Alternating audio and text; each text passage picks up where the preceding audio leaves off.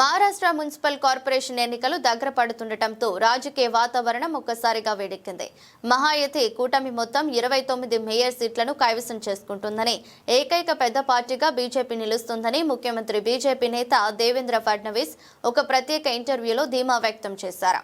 Shiv Sena chief Uddhav ఠాక్రేపై విమర్శలు గుప్పించారు. కూటమి రాజకీయాలపై ఫడ్నవీస్ మాట్లాడుతూ శరద్ పవార్ నేషనలిస్ట్ పార్టీకి ప్రస్తుతం ఎన్డీఏలో అవకాశం లేదన్నారు. 29 మున్సిపల్ కార్పొరేషన్లకు మహాయతి మేయర్లే ఉంటారని చెప్పారు. హిందువు మరాఠీ వ్యక్తి మేయర్ అవుతారని స్పష్టం చేశారు.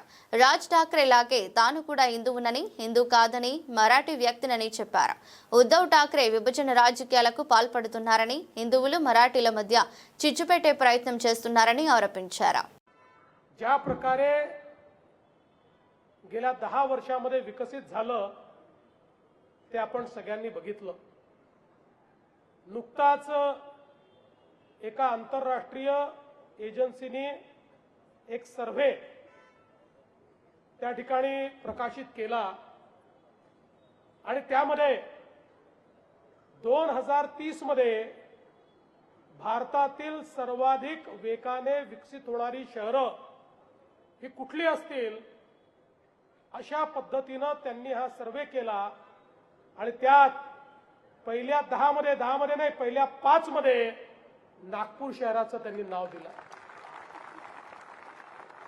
आपले नेते माननीय नितीन गडकरी जी यांच्या नेतृत्वात ज्या प्रकारे 10 वर्षांमध्ये या शहराचा चेहरा आपण बदलला, माननीय मोदीजींच्या नेतृत्वात ज्या प्रकारे केंद्र सरकार आणि राज्य सरकारच्या माध्यमातून या शहरामध्ये वेगवेगळ्या प्रकारच्या योजना आपण राबवल्यात.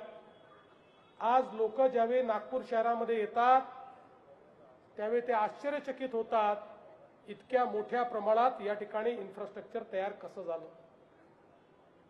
पहिल्यांदा या नागपूर शहरामध्ये पिण्याच्या पाण्याकरता 24/7 ची योजना आपण आणली. मोठ्या प्रमाणात पाण्याच्या टाक्या बांधल्या, मोठ्या प्रमाणात आपण लाईन टाकली. आज आपण पाहू शकतो नागपूर शहराच्या 90% भागामध्ये आपण अतिशय चांगल्या पद्धतीने पाणी पुरवठा करतो आणि 10% जो विस्तारित नागपूरचा भाग आहे त्या भागामध्येही आता आपलं टाक्यांचं काम आणि पाईपलाईनचं काम चाललंय. मला विश्वास आहे 3 वर्षानंतर देशातलं पहिलं शहर नागपूर असेल की ज्यामध्ये उन्हाळ्यातही एकही टँकर लागणार नाही. अशा पद्धतीने नागपूरचं काम आपण करतो.